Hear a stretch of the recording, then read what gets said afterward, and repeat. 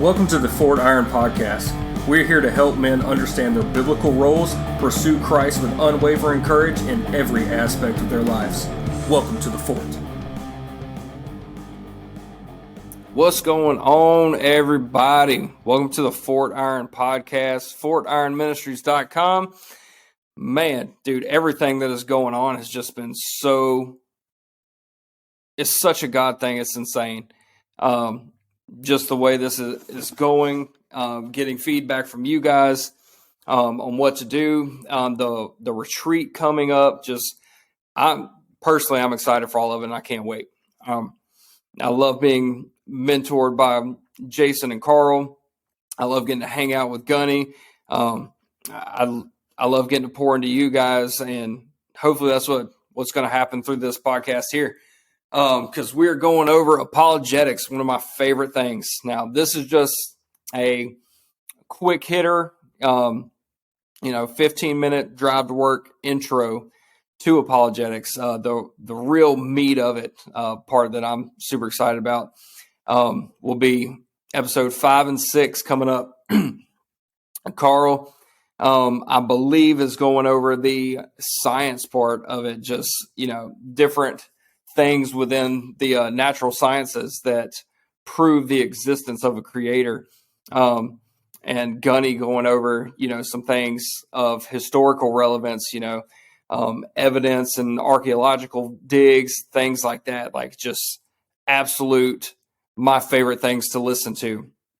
You can get on my YouTube channel, and it's just full of it. It's great.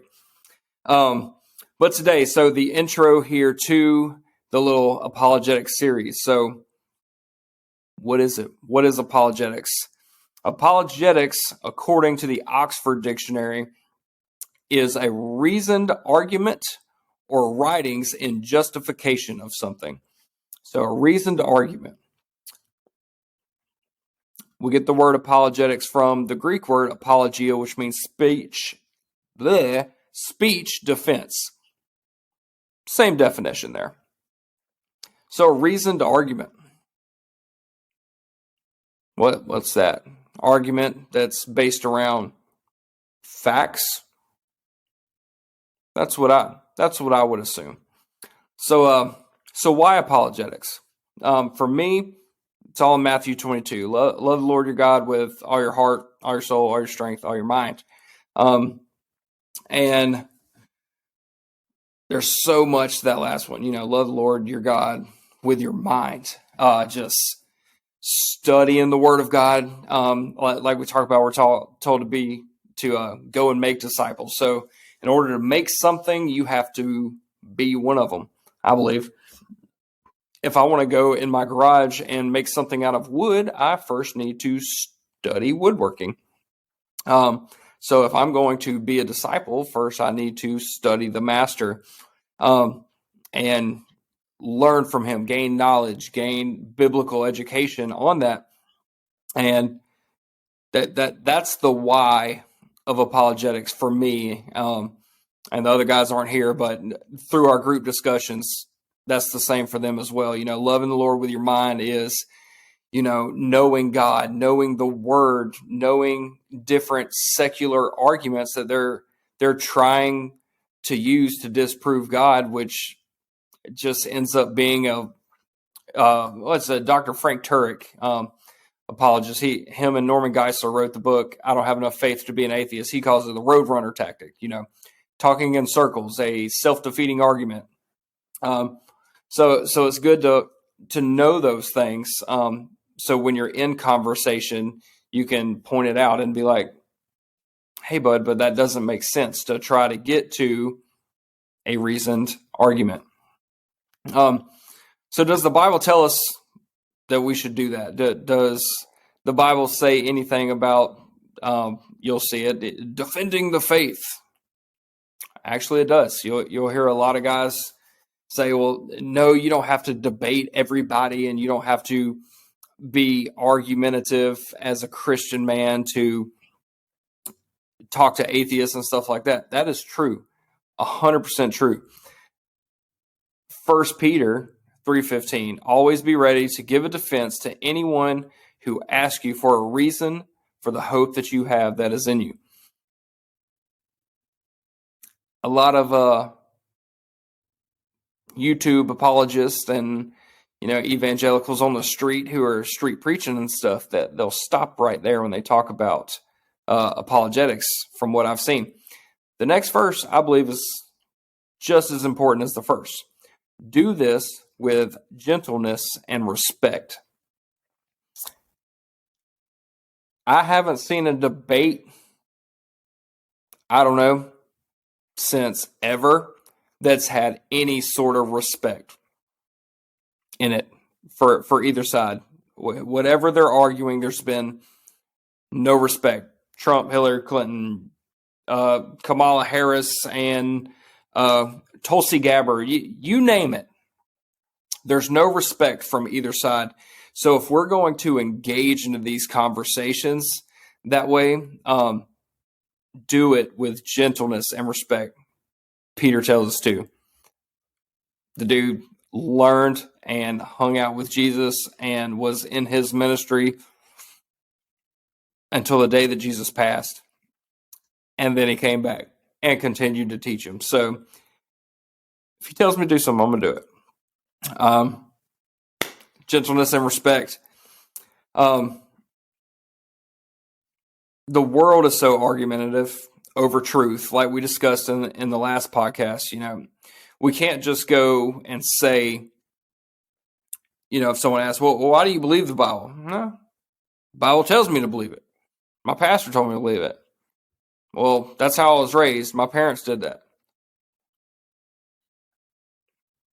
That's not good enough for some of these people. And instead of, well, the Bible tells me so, and them saying, oh, well, that's stupid. That's just a book. Oh, well, I was raised that way. Okay, well, I was raised atheist, so I'm right. You're not right.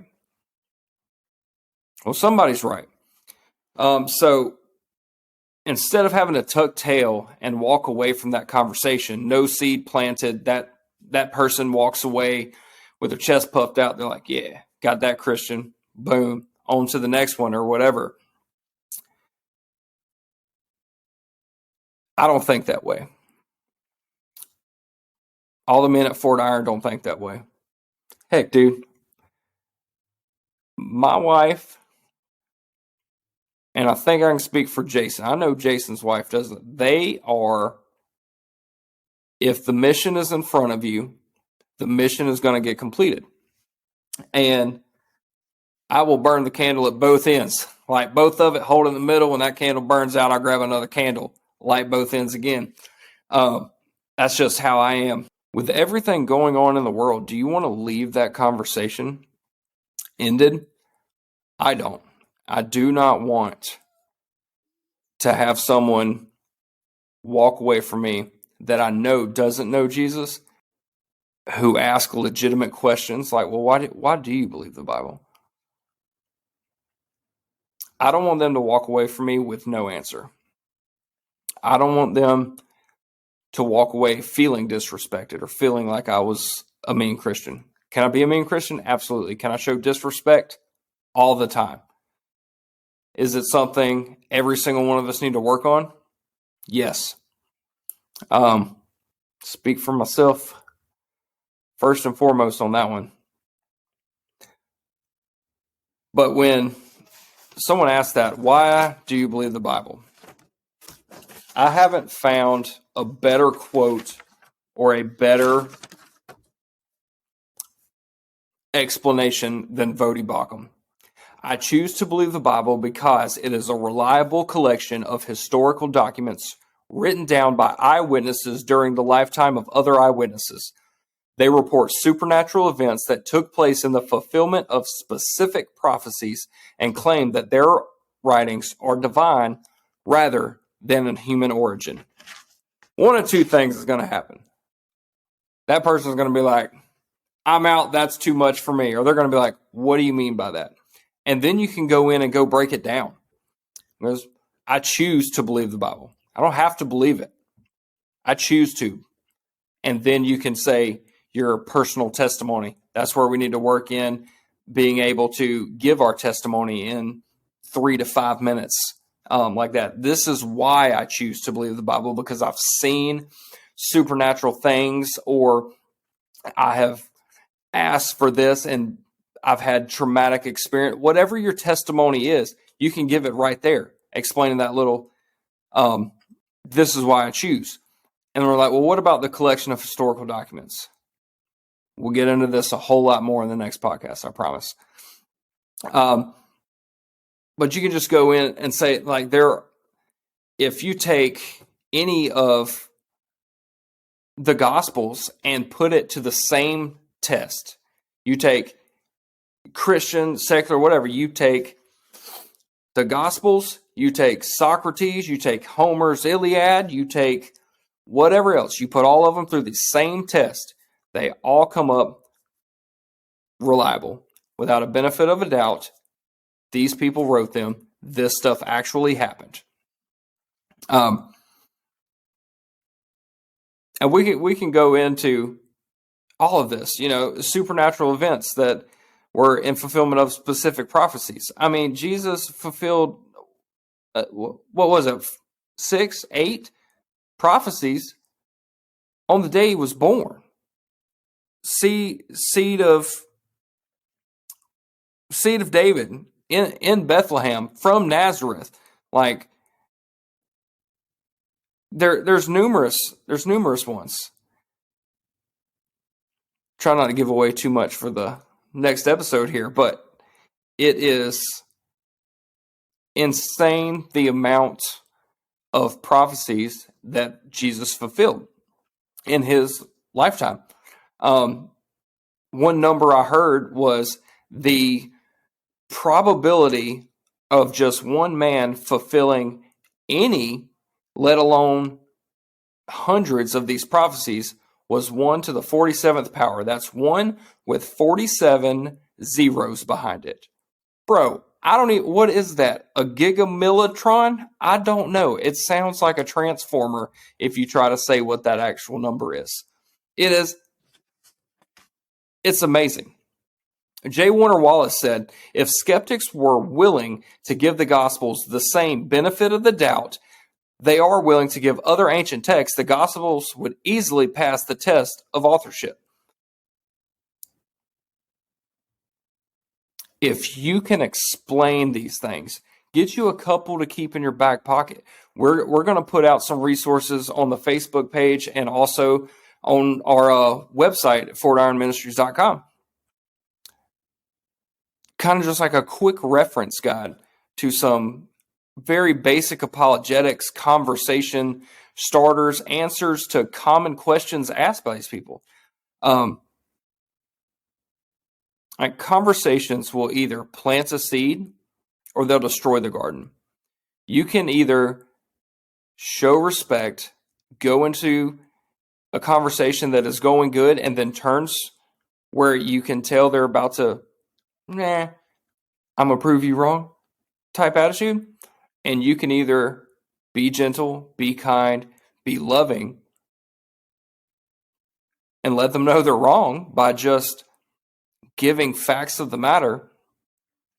You can do it in kindness. Or you can be argumentative. You can lose the entire conversation that way, plant no seeds, and walk away. Luke 10:2 tells us, the harvest is plentiful and the workers are few. If we are going to work for the kingdom, we should all be disciples. If we are all going to be disciples, we need to be being discipled by someone older than us, someone more spiritually mature than us. I won't necessarily say older. But you need that person who is pouring into you, and then in turn have you pour into somebody else. But also that mentor who is discipling you needs to be testing you. Hey man, we're going to go down to Waffle House. We're going to pray over our waitress. You're going to pray over the waitress. You need to have someone that's pushing you outside of your comfort zone for the kingdom. That's the reason I pray over people now, because Carl Cohen. If you haven't had the absolute honor to go to dinner with Carl Cohen, let me tell you how it goes. You sit down, you're having normal conversation, your waitress walks up. Hey, what can I get you to drink? Carl don't say nothing about the drink. He goes, first thing, I need your name and how can I pray for you, because we're going to pray before we eat. And that happens before you get a drink order in. Before you can say, oh, I want a sweet tea and can we get some butter for our rolls? Carl's like, how can I pray for you? Have somebody in your life that is going to push you to educate yourself on the Word of God. Someone who's going to push you to use that knowledge to further the kingdom of God. I am so proud to have men like that in my life, and I hope you guys do. And if you don't, find some. I'm sure they're in your local church. There's other local men's ministries that you can be a part of with someone that you can get close to. You just have to take the first step to get out of your comfort zone. With that being said, for the next 2 podcasts, history and science, diving in on it. We have a couple people that have booked in for the March retreat. We're actually opening it up to some other guys. It is, oh man. So y'all just stay tuned. Towards the middle of March, we'll have, some videos and some other content, from the retreat coming out. So excited. Can't wait for that. That's all we got for the Fort Iron Ministries podcast this week on apologetics. Looking forward to being with Carl and Jeremy to go over the science and the history side of some apologetics. It's going to be good stuff. Y'all can follow us on Facebook, Instagram, Twitter, YouTube, like and subscribe. Also, you can get our weekly devotionals on fortironministries.com. And of course, thanks for hanging out with us at the Fort.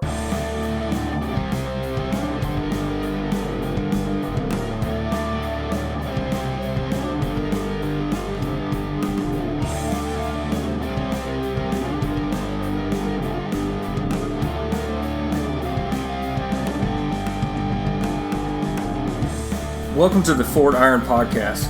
We're here to help men understand their biblical roles, pursue Christ with unwavering courage in every aspect of their lives. Welcome to the Fort.